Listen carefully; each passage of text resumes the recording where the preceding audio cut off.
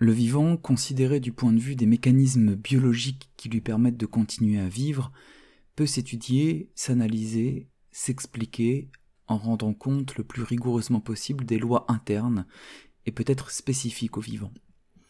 Ainsi, la biologie peut se comprendre comme une science du vivant au sens où elle chercherait à expliquer ce qui fait qu'un être vivant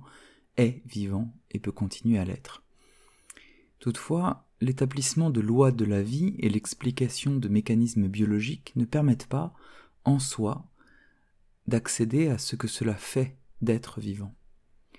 En effet, il semble que le vivant, contrairement à l'inerte, ne fait pas qu'être dans le monde, mais l'éprouve, au sens où il est affecté par lui, est capable de le percevoir, de le ressentir, voire d'en prendre conscience, tout en se prenant conscience lui-même. Ainsi, si le vivant peut s'expliquer extérieurement depuis des lois et mécanismes dont la biologie pourrait expliciter les ressorts,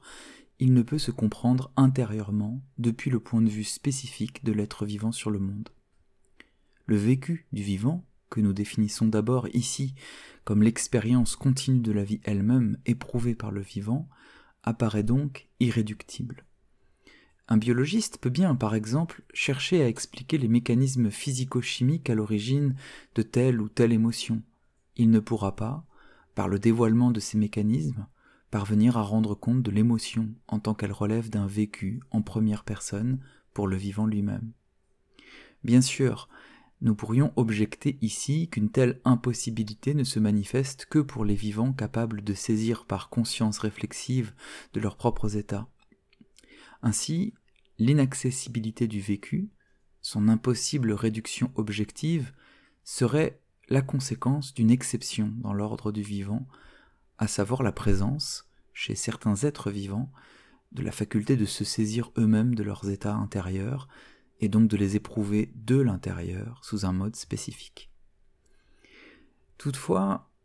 circonscrire le vécu du vivant qu'aux vivants capables de prendre conscience de leur vie,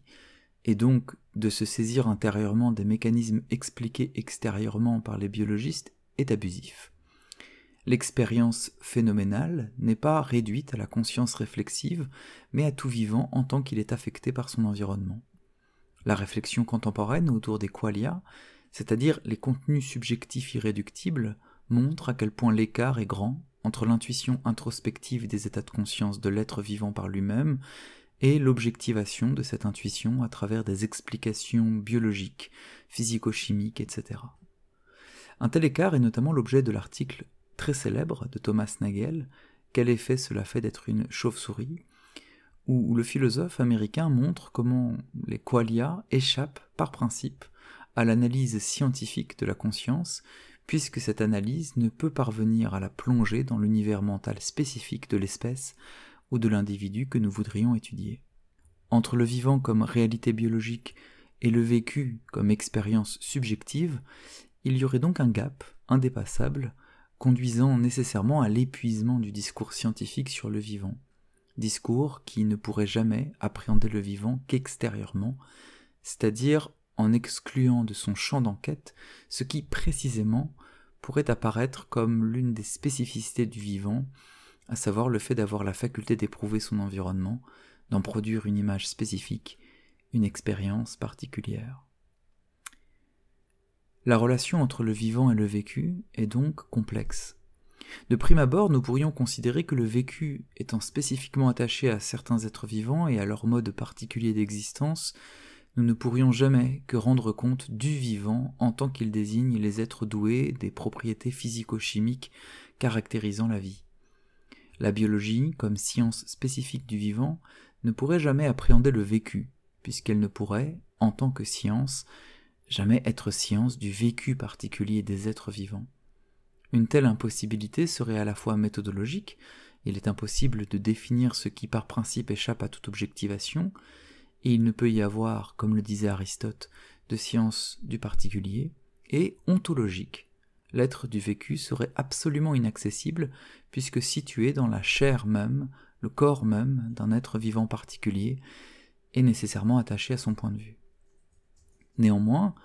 exclure ainsi la question du vécu du vivant hors du champ d'investigation au sujet du vivant peut être considéré comme problématique dans la même mesure où l'une des spécificités du vivant semble être justement cette faculté particulière de se rapporter au monde sur un mode spécifique, dans une expérience intime irréductible aux lois objectivables par exemple. Une telle limitation méthodologique du projet de compréhension du vivant aux bornes de son vécu n'est-elle pas la preuve de l'inefficience d'une science du vivant? Une telle science ne loupe-t-elle pas, par principe, ce qui est spécifique au vivant, c'est-à-dire son vécu? Il s'agirait donc d'étudier les conditions philosophiques d'une phénoménologie du vivant qui parviendrait, même négativement, à saisir ce que la notion de vécu enferme, ce qu'elle désigne pour l'être vivant lui-même. Le projet d'une phénoménologie du vivant, en cherchant à rendre compte de ce que peut être l'expérience d'être en vie pour le vivant lui-même, de ce que cela signifie d'être affecté par le monde, pourrait être pensé, par exemple, à partir des tentatives éthologiques de von Uexküll pour circonscrire le monde de l'Attique. Mais, évidemment, un tel projet phénoménologique serait toujours limité par le fait qu'il ne peut y avoir, comme nous l'avons dit dès le départ, de vécu envisagé indépendamment d'un point de vue particulier, et de ce fait, toute tentative pour rendre compte d'un point de vue autre que le nôtre risque de n'être qu'un transfert maladroit de notre propre mode d'appréhension du monde sur d'autres individus, sur d'autres vivants. De fait, les tentatives d'appréhension phénoménologique se fondent toujours sur ce que nous pouvons nous-mêmes, en tant que conscience, nous imaginer du monde, et le monde de la vie est toujours notre monde. Que faire alors de cette relation entre le vivant et le vécu? Faut-il exclure définitivement de notre champ d'étude le rêve d'une appréhension du vécu à d'autres vivants que nous? Peut-être une perspective s'ouvre si nous envisageons que la relation à nouer avec l'inénarrable vécu des autres vivants qui nous entourent est, finalement, une relation éthique. Si nous pensons l'éthique à partir de l'idée de l'éthos comme délimitation d'un milieu de vie, alors une pensée éthique du vécu des vivants s'ancrerait justement dans l'inaccessibilité fondamentale de ce vécu, mais en ne l'envisageant pas seulement comme une borne que la connaissance scientifique viserait toujours à repousser, mais bien comme une limite positive permettant d'envisager une relation non objectivée au vivant. Ainsi, au lieu d'imaginer que nous pourrions outrepasser les limites du point de vue, en produisant des vécus autres, des discours tentant d'en rendre compte, nous pourrions faire de la limite de tels discours la condition première d'une relation authentiquement vécue avec le vivant en général. En effet, l'étude du vivant comme objet est à la racine d'un rapport altéré au vivant, puisqu'une telle objectivation nie ce qui semble être précisément la spécificité ontologique du vivant, à savoir la faculté d'être sujet d'une expérience du monde. De fait, l'amplitude exacte de ce concept de sujet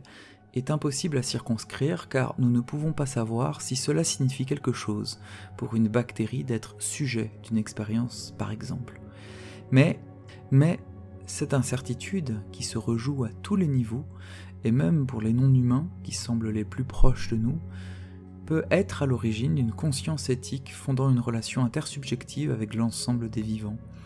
Bien sûr, la relation imaginée est alors limitée, et même dans une certaine mesure, elle est imaginaire au sens où elle nécessite la projection de récits au sujet de vécus autres dont nous ne pourrions jamais vérifier la validité. Mais l'enjeu d'une telle relation est de considérer que toute approche du vivant doit se faire depuis la limite du vécu et jamais seulement à partir de lois objectivant les mécanismes de la vie.